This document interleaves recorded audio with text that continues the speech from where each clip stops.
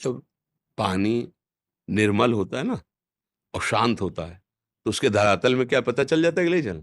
अगर चंचल हो और गंदा हो तो आप नहीं देख पाएंगे। फिर अभी मन चंचल है, अभी गंदा है, तो हम अहंकार को देखें नहीं, एकदम एक स्फुरण में पता चलता है ये अहंकार है।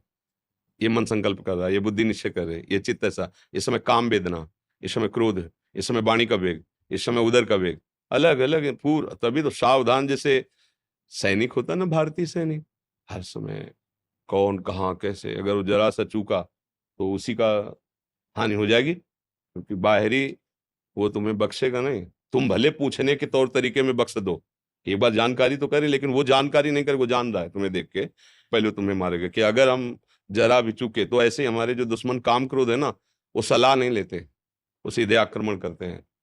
हमको बस देख, बस नजर रख, साधु सावधान, बहुत बड़ा युद्ध है। अब देखो फिसला पड़ा है तो क्या जाने युद्ध है, जब जो मन आया सो खा लिया, पी लिया, देख लिया, भोग लिया, वो जाने क्या युद्ध है। उस साधक से पूछो जिसने अपने जीवन को निर्विषय करके भगवान में लगा, तो बहुत बड़ा युद्ध है। त्राहिमाम मचता है, ऐसी मार्ग देते हैं ये काम क्रोध लोभ मोह मद मत्सर। बस साधक सह जाता है, तभी जयति जयति जग उच्चर है, फिर सारा संसार उसकी जय बोलता है, जय हो जय हो। क्यों? अब जय हो गई ना, विजय को प्राप्त हो गया है। तो अहम की धरा है कर्तत्व और भोक्तत्व भाव।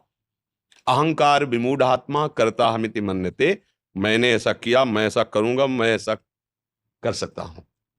नहीं, ये अहंकार की बात है। अगर हम ब्रह्मचर्य से हैं तो मेरे गुरुदेव की आज्ञा, शास्त्र की आज्ञा है, तो जिन्होंने आज्ञा दी उन्होंने बल दिया, इसलिए है।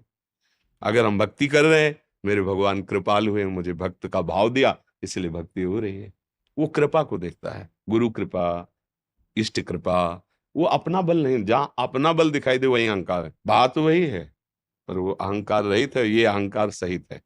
जब आप थोड़ा हृदय निर्मल होगा तो एक एक बात आपको समझ में आएगी। ऐसा नहीं, एक एक छोटी सी रेखा भी अंदर खींचेगी ना गंदगी की, तत्काल जलन पैदा हो जाए।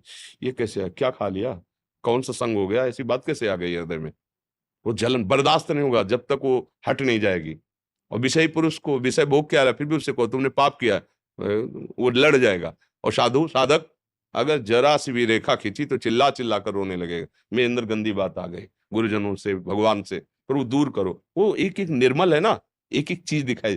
जैसे निर्मल जल में एक सिक्का डाल दो तो वो चाहे 100 हाथ नीचे जाए पर वहां दिखाई देगा, वो मलिन जल में नहीं दिखाई दे। तो अभी अंतःकरण मलिन है, इसलिए हम एक एक बात नहीं समझ पा रहे। नहीं, हृदय की एक एक बात साधु को दिखाई देती है पूरा, तभी तो उन पर विजय पाता है। अगर दिखाई ना दे, दुश्मन वो वार करे, तब तो जो संसारी पुरुष है वो यही तो है ना, वो दुश्मन को दुश्मन नहीं मानते, वो वार पे वार करता जा रहा, वो समझ रहे हैं हमारा मनोरंजन हो रहा है, बड़ी मौज आ रही। मौज नहीं आ रही, नजदीक तो मौत आ रही, और तुम्हारे समय का नाश कर रहा है। ये विकार मिलकर तुम्हारे द्वारा पापाचरण करा रहे हैं।